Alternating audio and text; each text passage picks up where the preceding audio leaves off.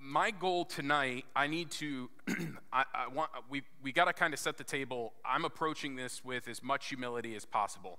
In the next hour, I am not going to be able to articulate the Palestinian and Arab-Israeli conflicts. I'm not going to be able to give you a full overview on all the things. And I don't pretend to have insight and knowledge that is, from on high. I was a history major in college, so I'm fairly learned in the history. I got my master's in theology, and then I was supposed to go to Israel in January of 2024. I was supposed to have a 10-day trip over there. I say supposed to because that was canceled as of last week for obvious reasons, to which I am still bitterly depressed, and my wife is very grateful. So there's mixed feelings on that trip being canceled. I wanted to wait. She was very grateful they didn't wait. But because of that, I read multiple books this summer in preparation for my study over there. And so I have a decent knowledge of what's going on. But what I really want to do tonight is try and help you know the history of Israel as a country, like understand it, how did it come into being, and some of the key themes. Try and help you understand how they've gotten to this point with Hamas and that kind of terror group. Help you understand as best I can why this seemingly keeps happening, and then the kind of arguments from both sides. And then this is not just going to be a history lesson, but I want to pivot into a Christian perspective on things. So a Christian perspective on conflict and war and what Israel is doing, and then but also help you understand the kind of Christian perspectives on the Jewish people and what the scriptures say about God's people, the Jews, and how does that stack up in light of the church and the gospel and all those things. So we're going to move fairly quick. Because I'm going to try and cover about 3,300 years of history in an hour. And again, I don't pretend that this is exhaustive, but I want to give you, I'm going to have to share a lot of times my opinions. You're free to disagree with them, but I do not always feel that the news media is fair to the state of Israel. That's my opinion. And so I want to try and give you maybe a little bit of perspective. All of us have run into anti-Semitism at times and some of these things, and that can kind of run rampant. It runs rampant in the church at times, and we'll talk about why that is in a little bit. So I want to try and give you maybe the best arguments from both sides so you can hopefully see. And then when you come away tonight, my guess is you're going to probably go Google some sermons, go read some articles, maybe some books, and continue your learning. So this is definitely the Cliff Notes version. But we're going to start with the basic history of Israel. Why is it important that we start with the basic history of Israel? Because the Jewish people have a claim to the land on which they sit that stretches back to about 1300 BC before Christ. Beyond that, it stretches back to the promise given to Abraham that I will make for you a people and I will set you in a land and you will be a blessing for the people. Up on the screen, Israel is a very difficult country to show on a map because it is long and we are now in a flat screen generation, so I apologize for that. That's the best you could do. But Israel is about the size of New Jersey. It's not very big. It is not a huge country. Only about 9 million Jews live in Israel, so it is not a massive country by any means. It is densely packed, and I can't even use the arrow pointer, but all down here, it disappears up there, the whole southern portion of Israel, a lot of desert. Not a lot of people.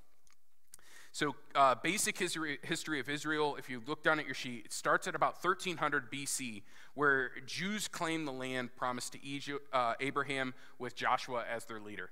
So the Jews come out of Egypt. If you've gone in to read the Exodus account in the Bible, the Jews come out of Egypt. They cross the Red Sea. They spend some time wandering in the desert for a while.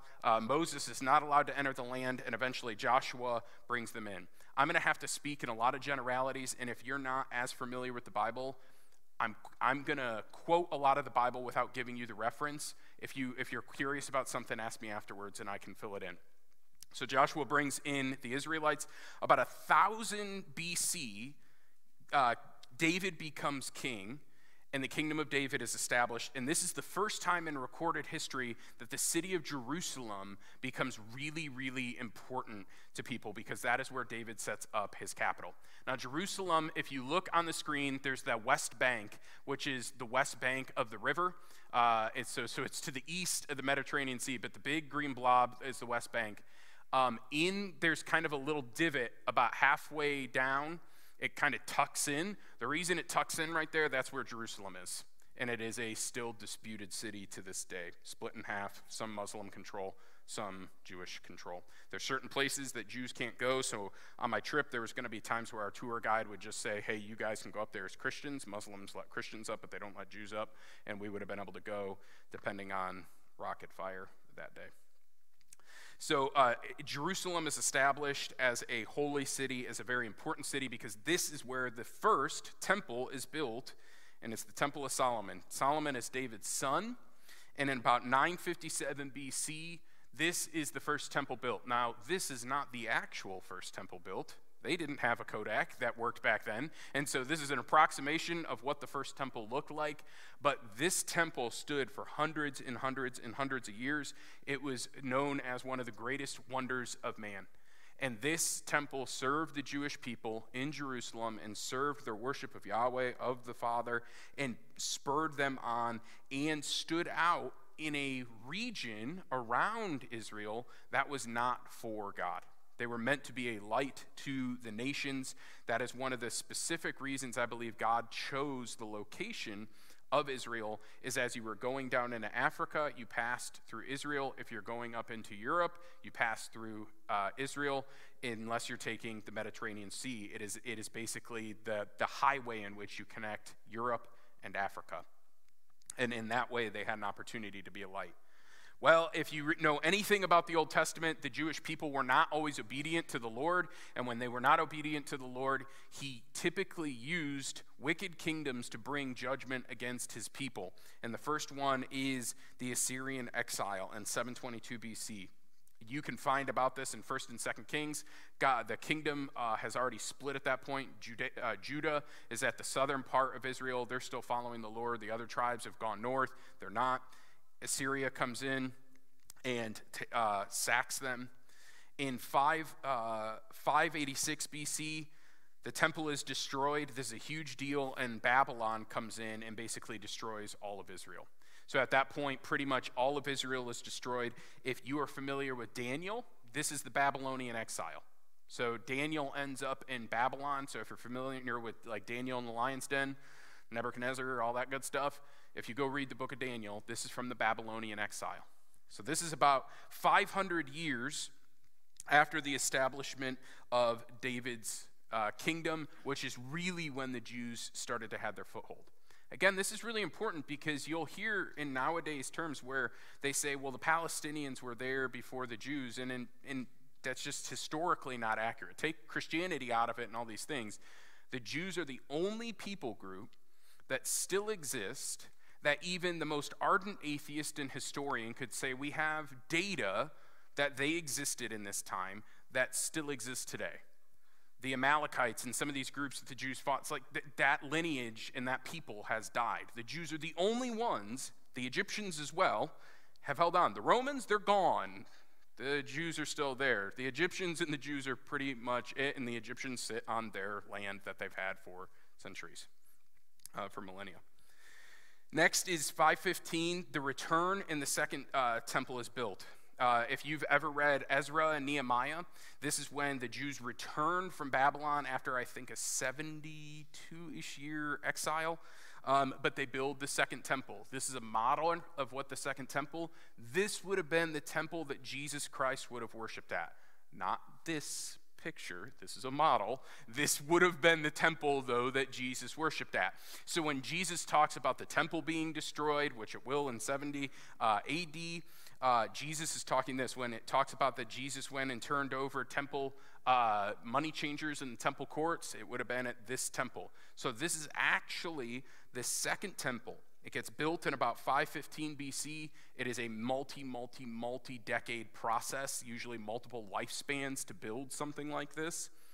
It doesn't, it just exists then for hundreds and hundreds and hundreds of years. The next important kind of date in Israeli history, or Jewish history, is this guy shows up. This guy's named Pompey. He is the Roman general who conquers Israel. And this is really important because for about 1,000 years, Israel is going to become a Roman vassal state. So they're going to have Roman governors. Caesar will be their king, and they're commonly called at this point Judea. That's the common cause under Roman rule. So Pompey is one of he never actually becomes Caesar, but he's kind of one of the ones that shifts Rome away from a republic and into a military dictatorship. He's a brilliant general. He conquers Israel, and that's in about 63 BC. I didn't put it in here, but we date all of time on Jesus. He's that important. So 0, we look at Christ being born, and then we switch into kind of AD. For the Israelis, the next important thing that happens, again, if we were doing Christian history, we would date Christ's life, but for the nation of Israel, they would say the next important thing that happens is the second temple is destroyed in about 70 AD. This happens in a Roman Jewish uprising. They revolt against their Roman overseers. Now, this is, they wanted Jesus to be this person who would lead the revolt. They wanted Jesus to overthrow Rome. That's why Barabbas was in jail with him. The Jews they did not like Roman rule. They had only suffered it for about 100 plus years. They were ready to overthrow it. When Jesus wouldn't do that, they killed him. They looked for someone else, and in 70, they tried to overthrow Roman rule. Did not go well for the Jews. The Romans stomped out the rebellion, and as punishment, they completely destroyed the temple, and they basically really tried to prohibit Jewish worship at that point, and it became a really bad situation for the Jews. But Rome continues. There's Jews in this area. There's Jews in this area for all of this time. Not during any exile, was there an absence of Jews. They can trace there's been Jews in this land at some point for 3,000 years, 3 millennia or more. But we go all the way to 636 AD, and that's when the Muslims and the Arabs take over Israel. Now, I say newly formed because, believe it or not, Muslims are kind of the newest of the world religions. And it's about in the 7th century, around the 600s, that Muhammad forms the faith of Islam, and they start spreading into the Holy Land. They look at Israel as their Holy Land too. Don't have time to tell you why. You should read a book about that. We got a cruise. So the Muslims take over in 636, and it stays that way for several hundred years until some Catholic popes decide, why in the world are we letting Muslims own the Holy Land? We should go take that back, and we should do it by force if we have to. And for 200 years, it kicks off the Crusades.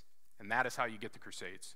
And the Crusades were the Catholic popes going to mostly Christian France, mostly Christian England, mostly Christian Wales, mostly Christian Spain, and going to these, Germany, still pretty barbaric and tribish at this point, but taking all these Christians and saying, hey, we're going down to the Holy Land, we're going to take it back, we're going to overthrow the infidels, that would be considered the Muslims. They had zero interest in giving it to the Jews. At this point, the Christians and the Jews not getting along, so it was not Christians saying, we'll take back Israel and give it to the Jewish people. It was, we will take back Israel and we will claim it for Christians, and it will be a product of the Catholic Church.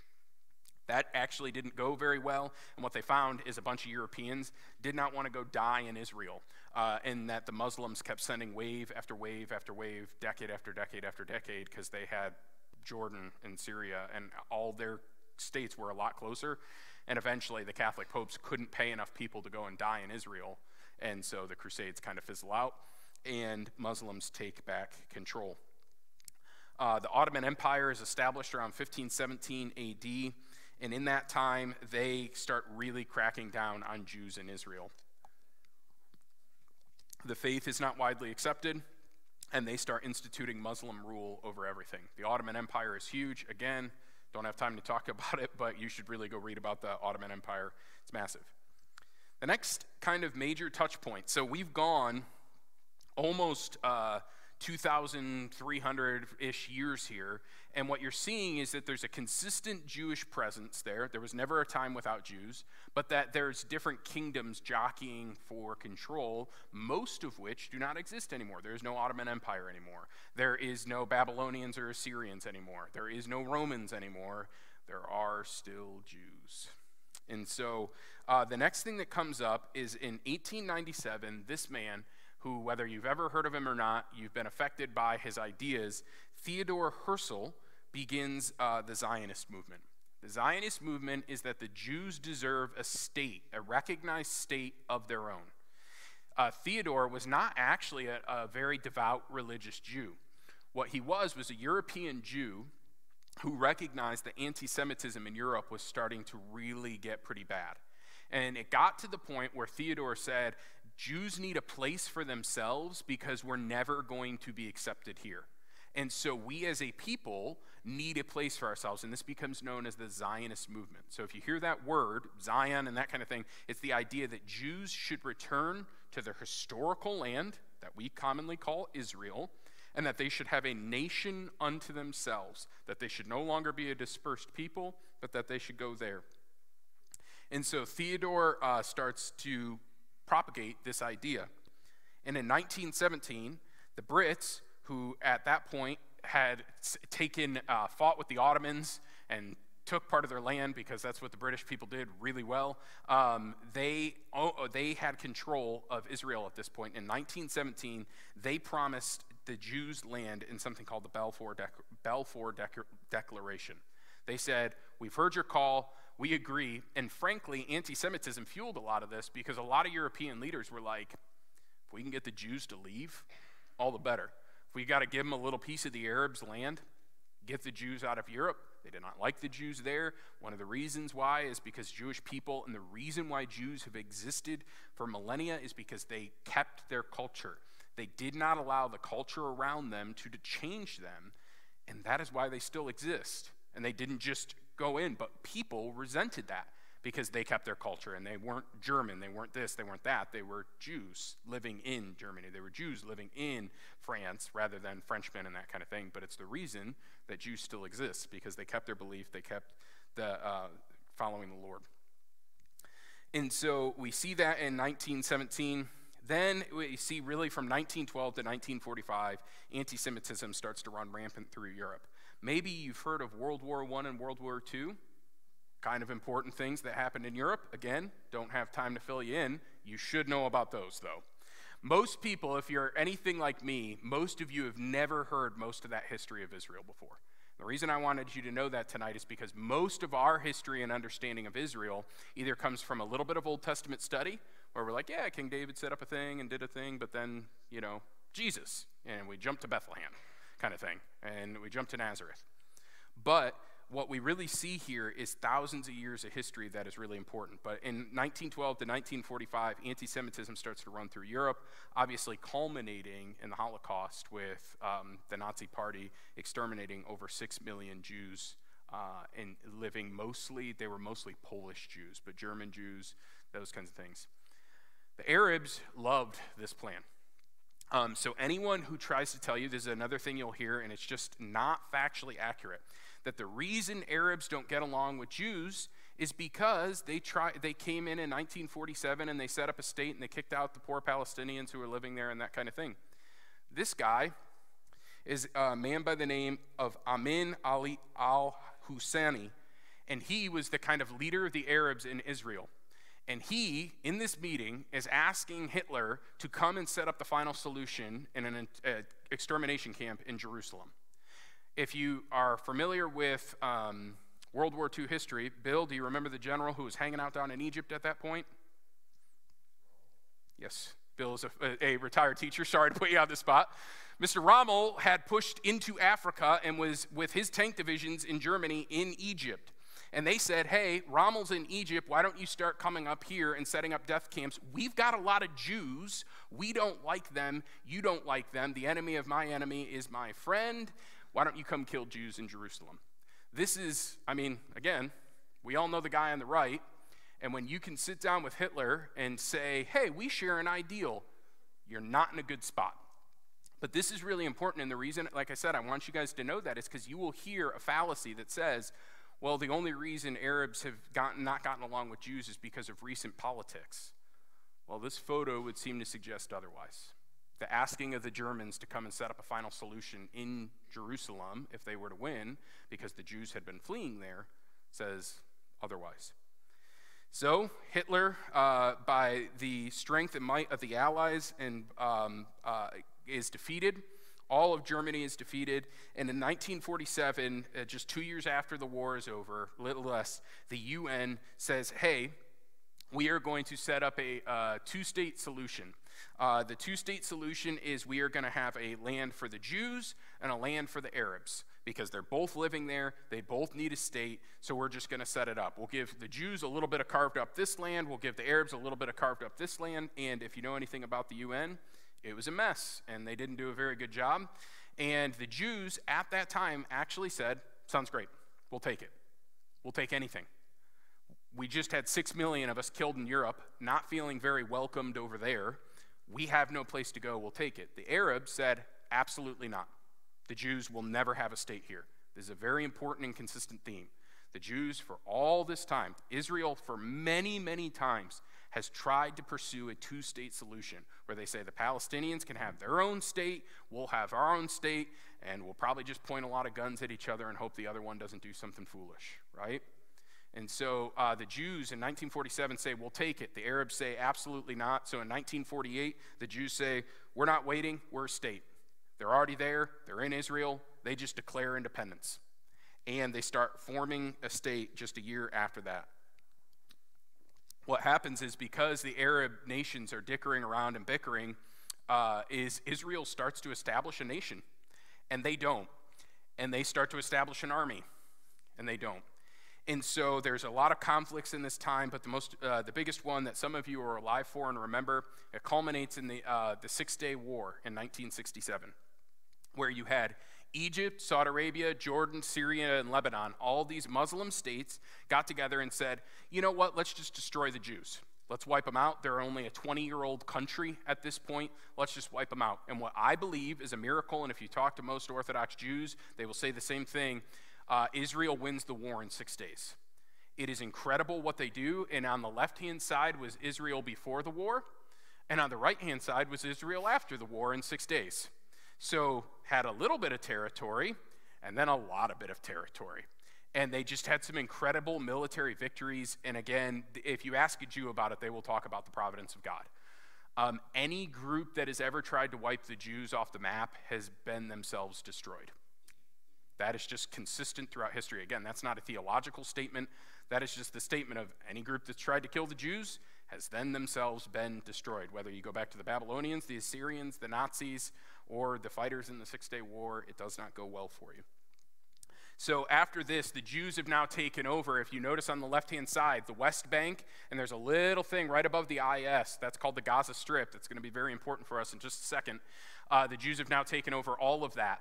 They end up giving back most of Egypt because it's desert and they didn't really want it, and so it also helped establish a cold peace with Egypt. They've never fought. Egypt and Israel have never gone to war, hot war again. Egypt has always supported the Palestinians. They're Muslim, but it has been less. So they kind of kept that as a buffer zone in between them. They gave that back. But they kept the West Bank, and they kept Gaza. So in 2005, Israel leaves the Gaza Strip. It was never popular that Israel had it on a national stage. Israel won it in war. You could argue that they had a legitimate right to it. And what happens here is immediately after they win, Israelis who have been packed into these tight areas, they start going. They're like, hey, we just won a war. I'm going to move over there where there's territory. I'm going to go set up a business. I'm going to go set up farming. And they start moving into Gaza, and they start moving into the West Bank. The West Bank, again, is that little nub. If you look on the left-hand side, it says Israel, and there's that kind of nub there. That is the West Bank. And that's where they start setting up what's commonly called settlements now. They're Jewish settlements that were in Palestinian-controlled territories. They were actually controlled by Jordan at that point. This is going to become a point of tension for the Palestinians. But after this 1967 war, and the Jewish government, the Israelis were like, don't do that. Stop going and doing that. And the Jews were like, okay. And they just kind of went and did it.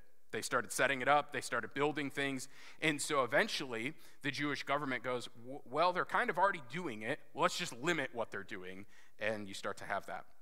But in 2005, under much international pressure, the Jews said, fine, we'll just give you West Bank. The West Bank it's not a big section of area. Over 2 million Palestinians live there.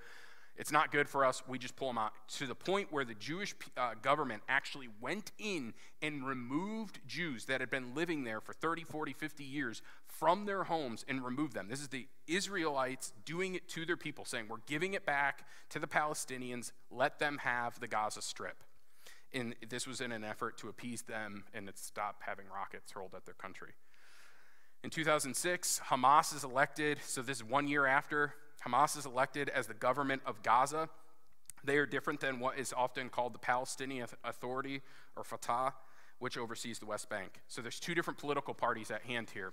You have the Hamas, which oversees Gaza, and then you have the Palestinian Authority, which still hates Jews, still would love Jews not to exist, still doesn't recognize an Israel state, but maybe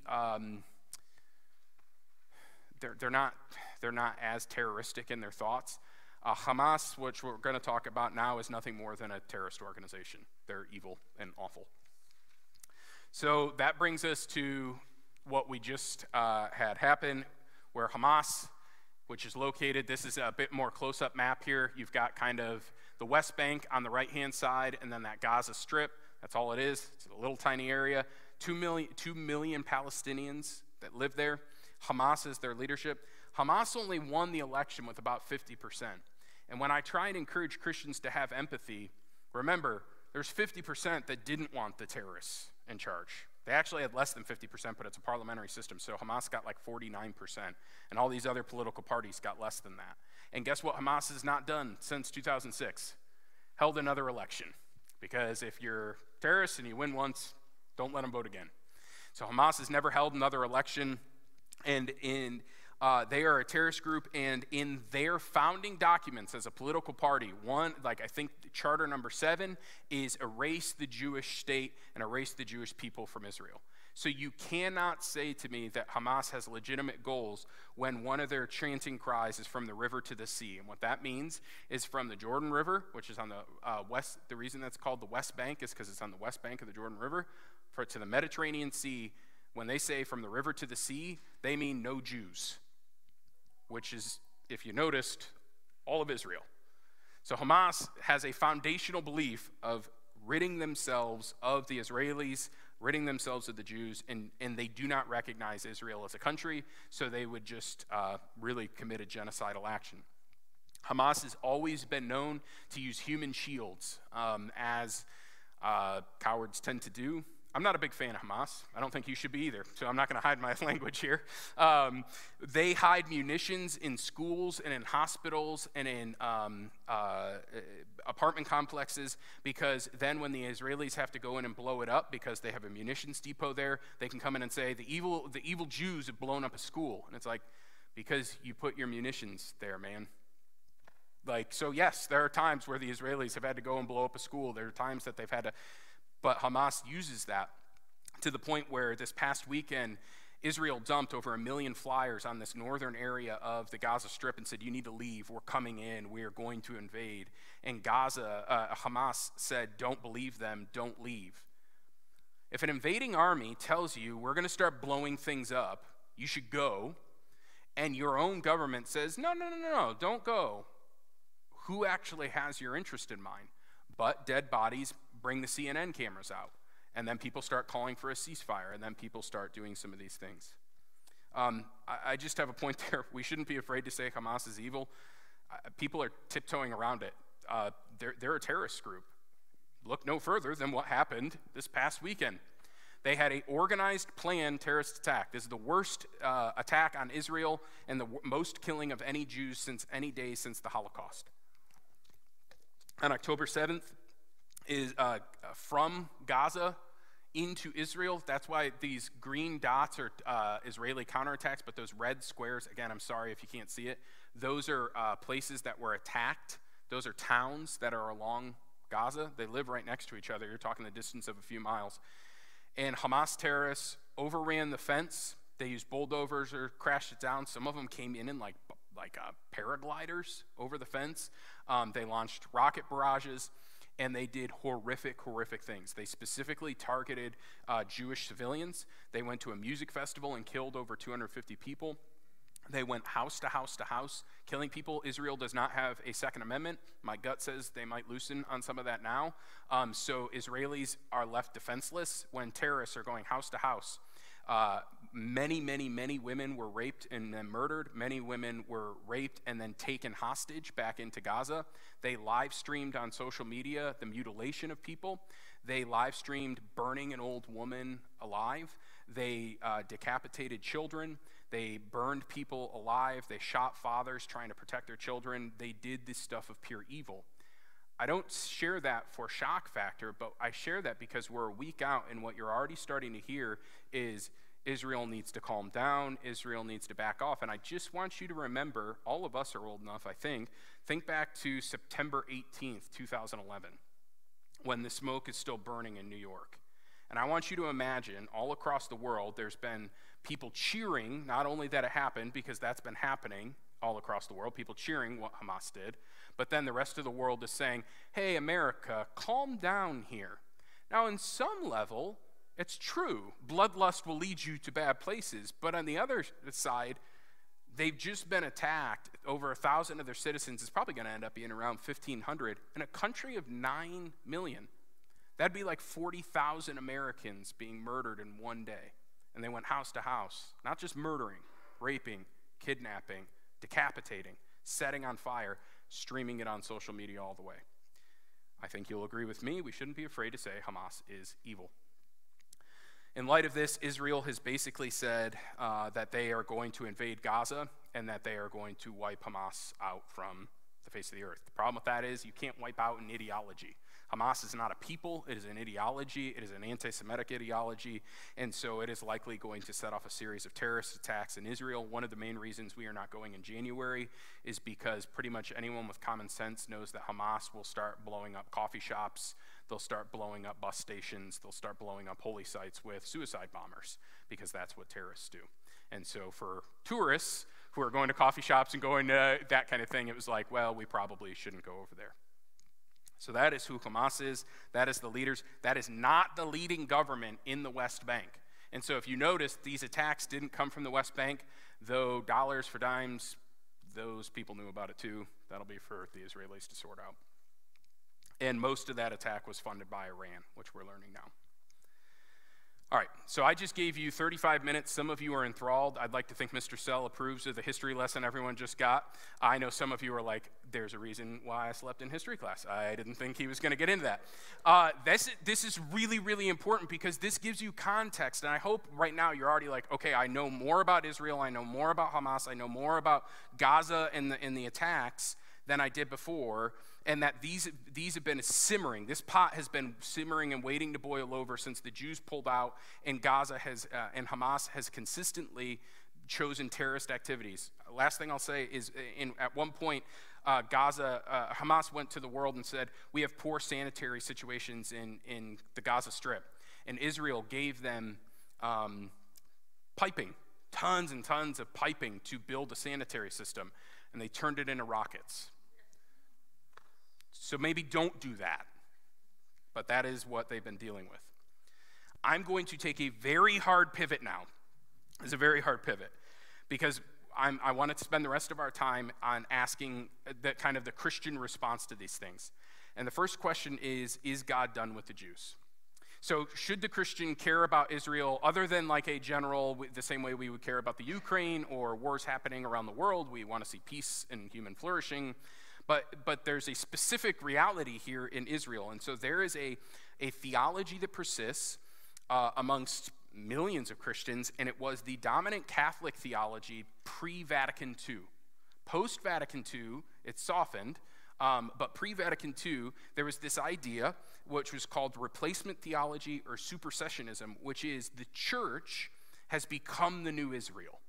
That the Gentiles are the new Israel, that God's people are, like us, are God's people, and that God is completely done with the Jewish people. So that is a stream. And so the promises in the Old Testament that God gave to the Jews, those are now for the church. What we see in the book of Revelation is actually for the church. And so it is a fairly dominant theology in Christianity. You may hold that. I am going to offer a biblical response to that. I do not hold that. I personally, this is not salvific. We can disagree on this and still both be Christians.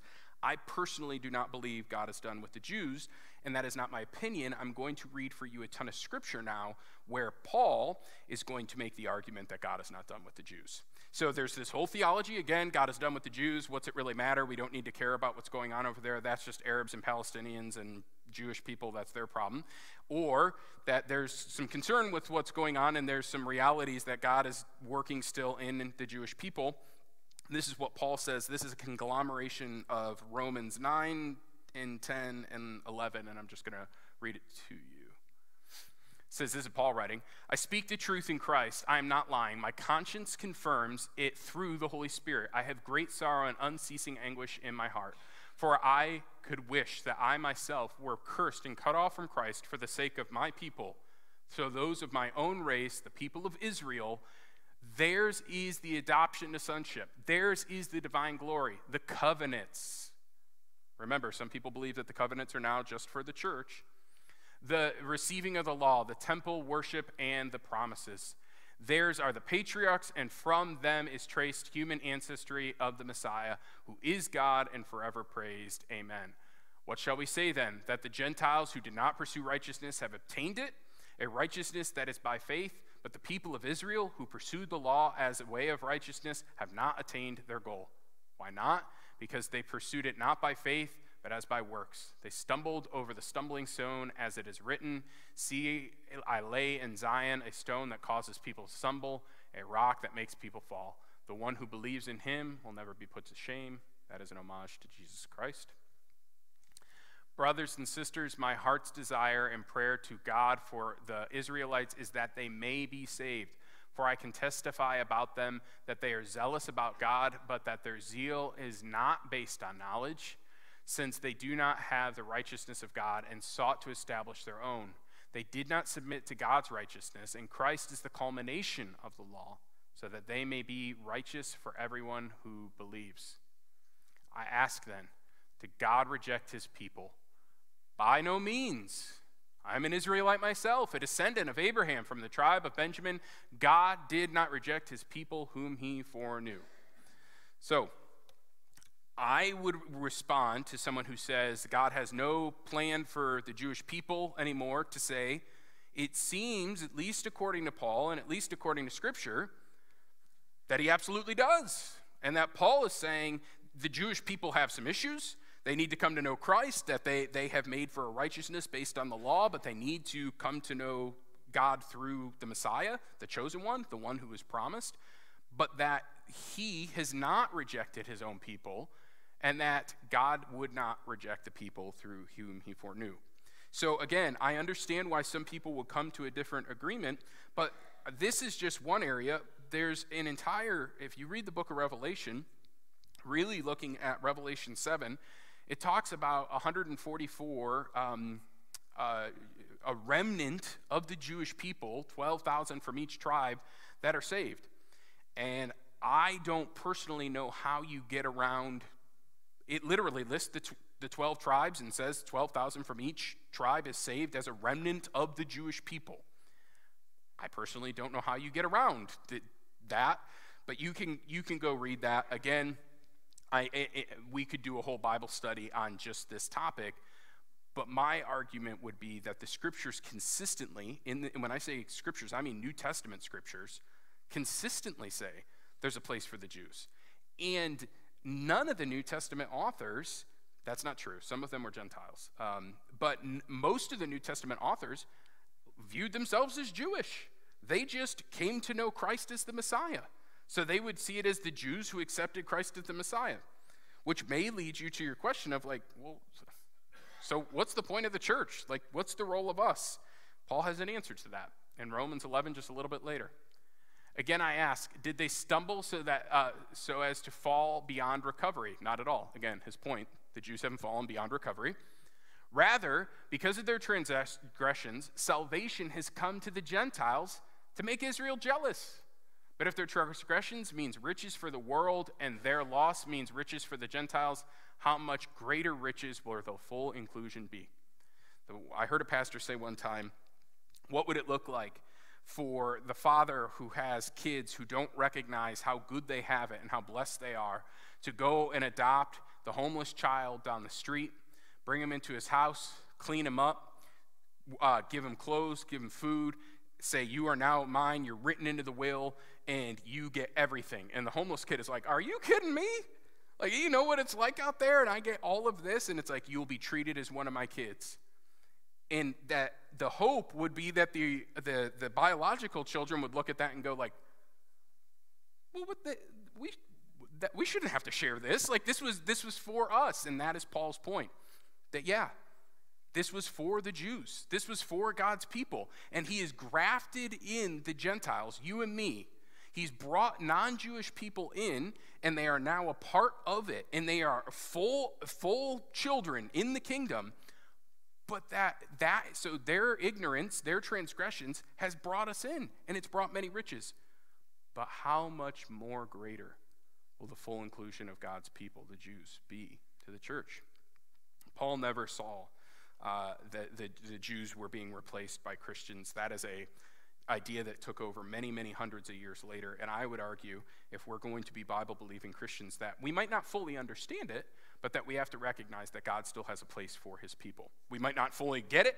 I still think that God brings some stiff judgment against his people, and there are going to be times, and it doesn't necessarily pan out really well in Revelation for his people, but that's between God and his people. I'm grateful to be the Gentile grafted in, the homeless kid down the street that got adopted into the good family, and is like, hey, if I can make you jealous on my way to heaven, not a problem. I'm grateful to be in the family. But one thing is clear. Jesus is still the Christ.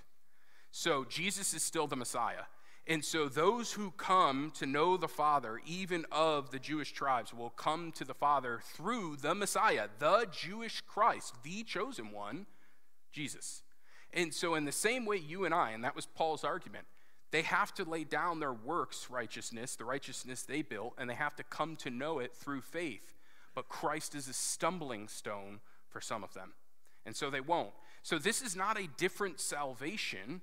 It is the same salvation in Christ. And so that is really, really important for us to hear. Christ is the Messiah. We are now co-heirs in the new covenant with, I believe, the people of Israel, and to our benefit. In the brief time we have left, I want to talk a little bit about Christians understanding conflict or war. So we've seen the history of Israel, again, 50,000 feet, not even 30,000, like the moon level history of Israel. A little bit of understanding of Hamas and the government of Gaza. We've now seen the kind of two camps from the Christian church. God's done with the Jews, the church is the new Israel, or what the scriptures, I would argue, say that God is not done with the Jews. He's got almost a two-track thing going on right now. There is the church, and he's doing something with the Jews. But then we are Christians. We live in Salina. We live on the other side of the world. So how should we understand the conflict? One thing I've been disheartened by is people saying that Israel doesn't have a right to defend itself. I would argue, because the scriptures do, that any country has a right to defend themselves. What scripture is that? I might have missed a scripture. Sorry about that. It's okay. This is Romans 13. A little bit later, Paul says this in Romans 13. Nope. Where did I have it? Is that Romans 13:4? Oh, I highlighted that. Shoot. Nope, that's not it. That's Matthew. It must have got deleted. Shoot. Sorry about that. That's Matthew 24. That's fine. Romans 13:4. I put that in there. I can't go all the way up there. Romans 13:4. We have plenty of Bibles. What are we doing? There we go. Hey, turns out there's a paper thing that was printed. I'm like, oh, how am I going to get them this? This is actually really important. Thanks, Lord. Turns out a paper Bible. Romans 13:4 says this, for he is God's servant to do good. This is government. For he is God's servant to do good. But if you do wrong, be afraid, for he does not bear the sword for nothing. Government or authority is God's servant, an agent of wrath to bring punishment on the wrongdoer. That the idea is that government is established to punish evil. This is hard for Christians at times because you say, well, Craig, you always tell me to forgive. And I would argue, yes. If someone breaks into your house and steals and wrecks your home, you personally should forgive. And your righteous government should punish those who did wrong. Does that make sense? I think sometimes we take a personal call, and why does God call us personally to forgiveness? Because he doesn't want you to carry around hate in your heart.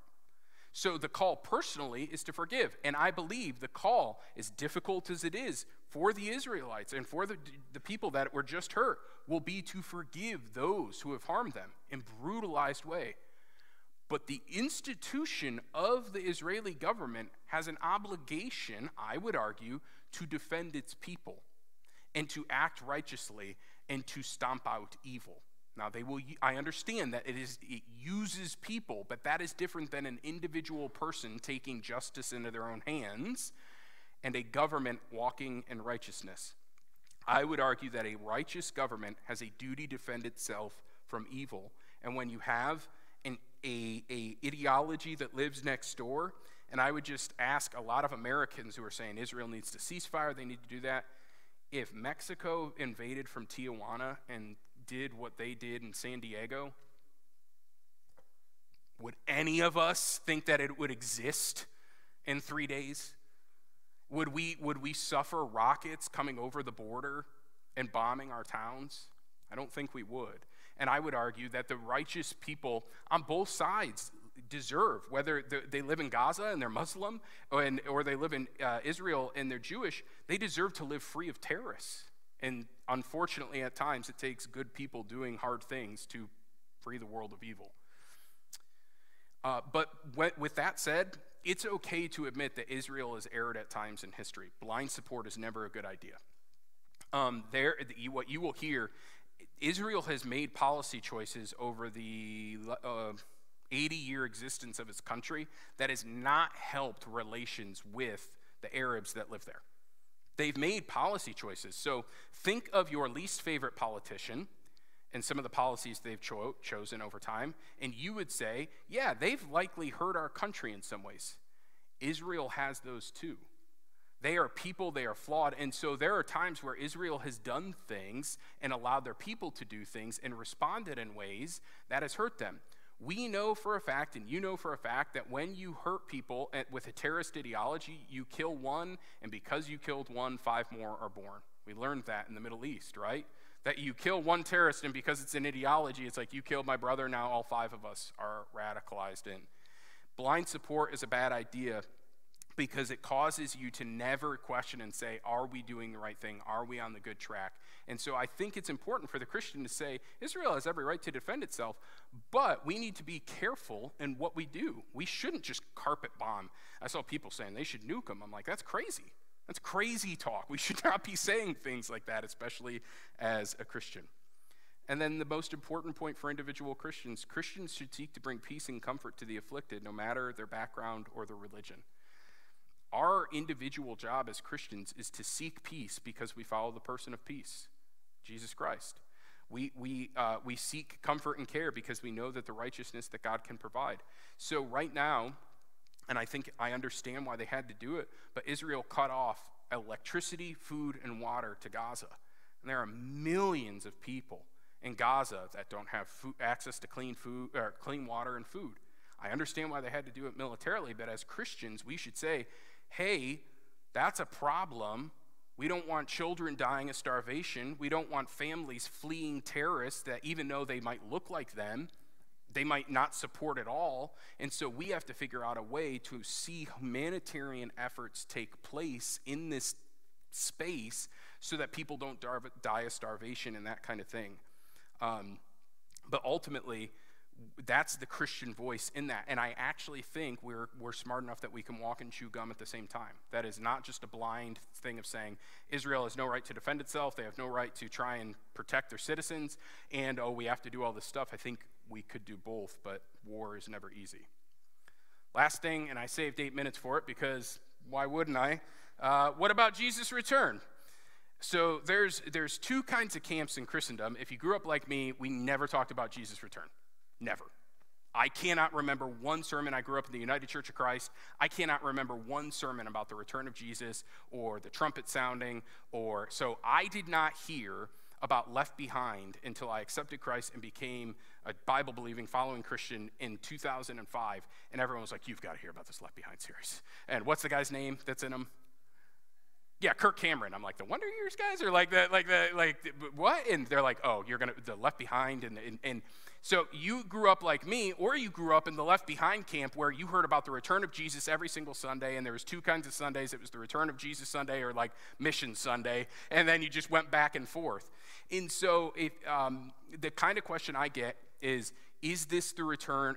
Okay, Craig, so this is the return of Christ, to which my answer is maybe. Why? Because this is what Jesus says in Matthew 24. If you want to read Jesus' words on his return, go read Matthew 24. It's called the Olivet Discourse. It says, Jesus answered, "Watch out that no one deceives you, for many will come in my name, claiming I am the Messiah, and will deceive many. For you will hear of war and rumors of war, but see to it that you are not alarmed. Such things must happen, but the end is still to come. Nations will rise against nation, and kingdom against kingdom. There will be famine and earthquakes in various places, and all these things are the beginning of birth pains." So I look at Jesus' words here, and I say, okay, there's claimings of false Christ. You will hear wars, rumors of wars. Okay, those things are happening. We're seeing nation rise against nation. We're seeing famine. We're seeing plague. We're seeing disease. We're seeing natural disasters. Yeah, okay. Like, I kind of get how if you would look around, you'd be like, it's kind of looking like it. If you ask me, I think it's very reasonable to look at that. And beyond that, Israel is a very important geographic location. So the fact that it's happening there is not just of nothing of influence. When Christ comes back to this earth, he will come back to Israel, the location. Like the actual location. There will be a new Jerusalem that comes down from heaven. Again, don't have all the details. You can read book of Revelation 19, 20, 21, 22. It'll give you all the details. But that it's not coming back in Missouri or in Salina or in St. Mary's. Israel is very, very important as a location. That said, we should never claim to know something that Jesus said he himself didn't know. This is just a little bit later in Matthew 24. Jesus said, "But about the day and hour, no one knows, not the angels in heaven, nor the Son, but only the Father." So anytime you hear a pastor say, "This is it," you should just be cautious because they're claiming to know something that Jesus didn't know. Now, a little bit later, Jesus says, "You don't know the day or the hour, so keep watch." I think it is right for pastors, and what I'm trying to do right now, to tell you all, keep watch. Not because I'm saying this is the day or the hour. I guarantee you there were pastors that in the 1967 war were like, or in the Six-Day War were like, "This is it. This is it, boys and girls," and they had graphs and flannel graphs, and they were showing everyone everything. I guarantee you during World War II, there were faithful pastors going, "How could it get worse than this? This is the return of Christ." I guarantee you that during the Spanish flu that killed more people than World War I, there were faithful pastors going, "We've got plague, we've got World War I, we've got rumors of war, we've got people claiming to be X, Y, and Z, this is it." And it wasn't. But it might have been birthing pains, and we don't know how long this labor is.